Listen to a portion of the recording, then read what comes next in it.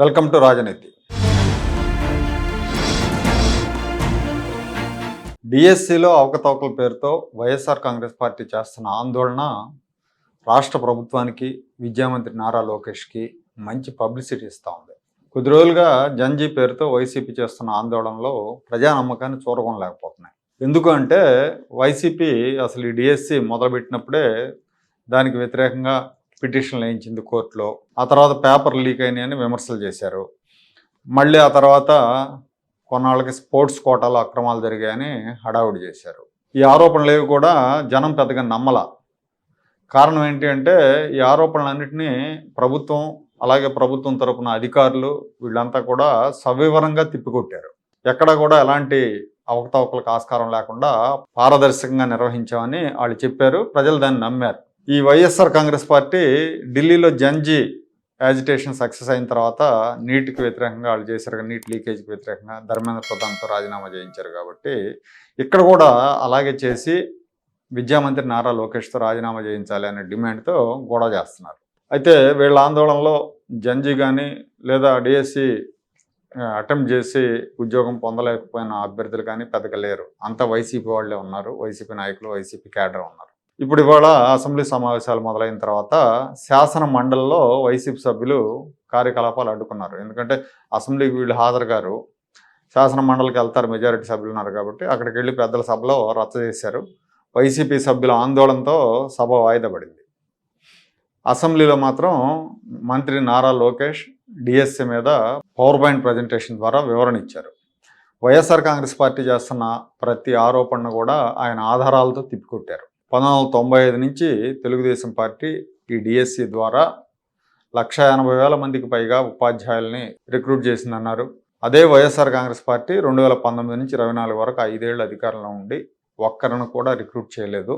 YCP హయాంలో 12 లక్షల మంది విద్యార్థులు ప్రభుత్వ పాఠశాలల నుంచి ప్రైవేటుకి షిఫ్ట్ అయ్యారు. నాణ్యమైన విద్యను అందించలేకపోవటం వల్లే ఇది జరిగింది. ఉపాధ్యాయుల్ని మద్యం షాపుల దగ్గర కాపలా పెట్టారు అని లోకేష్ విమర్శించారు. మేము డిఎస్సిని పారదర్శకంగా నిర్వహించాం. మొత్తం 3,36,300 మంది అభ్యర్థులు ఈ పరీక్ష రాస్తే 16,347 మంది ఎంపికయ్యారు. సుప్రీంకోర్టు ఆదేశాల ప్రకారమే వర్టికల్, హారిజాంటల్ పద్ధతిలో రిజర్వేషన్ అమలు చేశాం. కేంద్రం గుర్తించిన 65 స్పోర్ట్స్ కేటగిరీల్లోనే రిజర్వేషన్లు అమలు చేశాం. పేకాటకు రిజర్వేషన్ ఇవ్వలేదు. వైసీపీ మాజీ మంత్రి ఒక ఆయన పేకాటకు రిజర్వేషన్ ఇచ్చారన్నారు. ఇంకో రిటైర్డ్ ఐఏఎస్ అధికారి ఒకే కులానికి స్పోర్ట్స్ కోటా మొత్తం ఇచ్చేశారని ఆరోపించారు. ఈ ఆరోపణలను మెన్షన్ చేస్తూ స్పోర్ట్స్ కోటాలో ఎన్ని ఇచ్చారు, ఎన్ని ఉద్యోగాలు ఇచ్చారు, అందులో ఏ కులాలు ఉన్నాయనేది కూడా ఆయన సభకు చెప్పారు. ప్రతి ఏటా పారదర్శకంగా డిఎస్సి నిర్వహిస్తాం ఇక్కడి నుంచి అని కూడా చెప్పారు ఆయన. జగన్మోహన్ రెడ్డికి దమ్ముంటే అసెంబ్లీకి వచ్చి దీని మీద చర్చించాలని సవాల్ చేశారు. బయట కూర్చొని ఏదో మాట్లాడి ఏవో ఆరోపణలు చేసి మీడియా ముందు ఆరోపణలు చేస్తే కుదరదు, అసెంబ్లీకి రండి చర్చించండి అని లోకేష్ సవాల్ చేశారు. వర్టికల్, హారిజాంటల్ రిజర్వేషన్ పారదర్శకంగా నిర్వహించాల లక్ష్యంతో మేమున్నాం. అంబేద్కర్ గారిని ప్రశ్నిస్తున్నారు అధ్యక్ష, గొడ్డలి పార్టీ నాయకుడు అధ్యక్ష. దానికి సమాధానం చెప్పమనండి అధ్యక్ష. ముందు అధ్యక్ష ప్రెస్ మీట్లు ఎందుకు అధ్యక్ష? రమ్మనండి హౌస్కి. ఎందుకు రాలేదైనా? నేను ఛాలెంజ్ చేశాను అధ్యక్ష. ఇది 4వ ఛాలెంజ్, 4వసారి ఛాలెంజ్ చేస్తాను. టైం డేట్ మీరు ఫిక్స్ చేయండి. డిబేట్కి నేను ready, I'm ready. In the house, out side the house, I'm ready. వాళ్ళ ఫేస్బుక్లో పెడతారు అధ్యక్ష, ఎక్స్లో పెడతారు. డిబేట్ నుంచి మేము పారిపోయాం. అరే డిబేట్ చేస్తున్నారు భయ్, రా కమ్ కూర్చోండి అక్కడ. మీకు మంచి ఒక బ్లాక్ కూడా ఉంది రెడీగా, ఖాళీగా 11 మంది పట్టేదానికి నీట్గా ఉంది. రండి కూర్చోండి, చర్చిద్దాం. సలహాలు సూచనలు ఉంటే ఇవ్వండి, వీళ్ళు టేక్ ఇట్ అప్. అంతేగాని అంబేద్కర్ గారు రాసిన రాజ్యాంగం మటుకు మీరు ప్రశ్నిస్తే ఒప్పుకునేదానికి మేము సిద్ధంగా లేం. తప్పనిసరిగా పారదర్శకంగా మేము నిర్వహిస్తాం. ఇంకొక 3 డిఎస్సీలు ఎన్నికల ముందర ప్రజాప్రభుత్వం నిర్వహించి ప్రభుత్వ పాఠశాలను బలోపేతం చేసే బాధ్యత మేము తీసుకుంటాం అధ్యక్ష. వైఎస్ఆర్ కాంగ్రెస్ పార్టీ అధికారంలో ఉన్న 5 ఏళ్లలో ఒక డిఎస్సి కూడా నిర్వహించలేదు. టీడీపీ ప్రభుత్వం మెగా డిఎస్సి నిర్వహించడానికి ఎన్నికల ముందు హామీ ఇచ్చారు వీళ్ళు. ఆ హామీ ప్రకారం మెగా డిఎస్సి నిర్వహించడానికి నోటిఫికేషన్ జారీ చేసిన తర్వాత ఈ ప్రభుత్వానికి, విద్యామంత్రికి ఎక్కడ మైలేజ్ వస్తుందో అని డిఎస్సిని ఆపడానికి కోర్టులో కేసులు వేశారు వైఎస్ఆర్సీపీ ప్రోద్బలంతో. మొత్తం 141 కేసులు వేశారు. అయినా కూడా ప్రభుత్వం డిఎస్సిని నిర్విఘ్నంగా నిర్వహించింది. ఇప్పుడు ఇందులో అవకతవకలు జరిగాయని నిరుద్యోగుల్లో అపోహలు రేకెత్తించే ప్రయత్నం చేస్తున్నారు. వాస్తవానికి ఈ ప్రయత్నాల ద్వారా ప్రభుత్వానికి పబ్లిసిటీ ఇస్తున్నారని చెప్పాలి. 16,000 మందికి టీచర్ ఉద్యోగాలు ఇచ్చినప్పుడు ప్రభుత్వం దాన్ని పెద్ద ఎత్తున పబ్లిసిటీ చేసుకోవాలి. కానీ ప్రభుత్వం అంతగా చేసుకోవాల. పబ్లిసిటీ విషయంలో ఆ విషయంలో వెనకబడిందని చెప్పాలి. కానీ ఇప్పుడు ఆ లోటు జగన్మోహన్ రెడ్డి పూరిస్తున్నారు. 16,000 మందికి ఉద్యోగాలు ఇచ్చిన ఘనతనే ప్రజలకు చేరువ చేస్తున్నారు వీళ్ళు చేస్తున్న ఆందోళన, దానికి ప్రభుత్వం ఇస్తున్న వివరణ నేపథ్యంలో అసలు విషయం ఏంటనేది సామాన్య ప్రజలకు కూడా చేరింది. ఎంపికైన ఉపాధ్యాయులు జగన్మోహన్ రెడ్డికి వ్యతిరేకంగా రోడ్డు ఎక్కారు. కర్నూలులో, విజయవాడలో భారీ ర్యాలీలు తీశారు.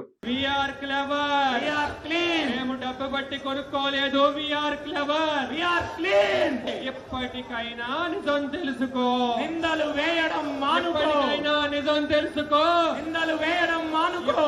నా పేరు మొహమ్మద్ అలీ. నేను వెస్ట్ గోదావరి నర్సాపూర్ నుండి వచ్చాను.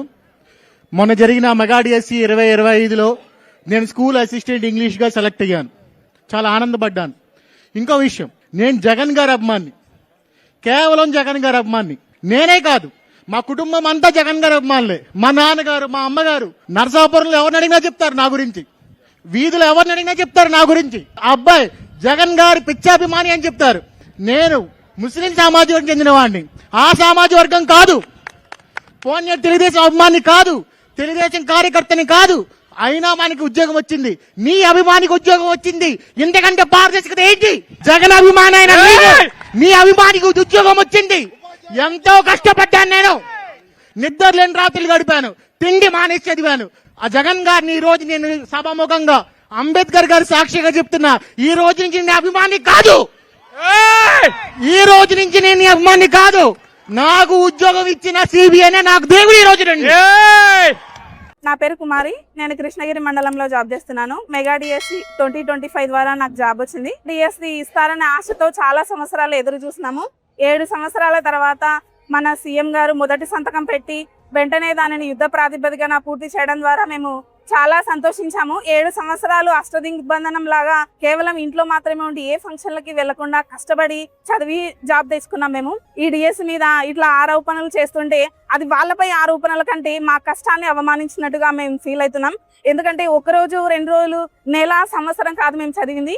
2019 నుంచి 2025 వరకు ఎడతెగకుండా చదివి మేము జాబ్ తెచ్చుకున్నాం.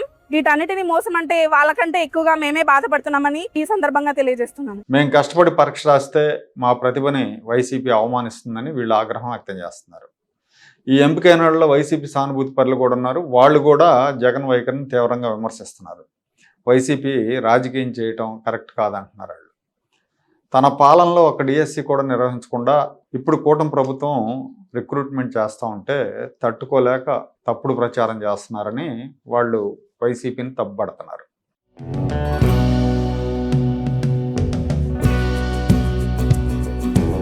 Like, share and subscribe to Rajaniti channel.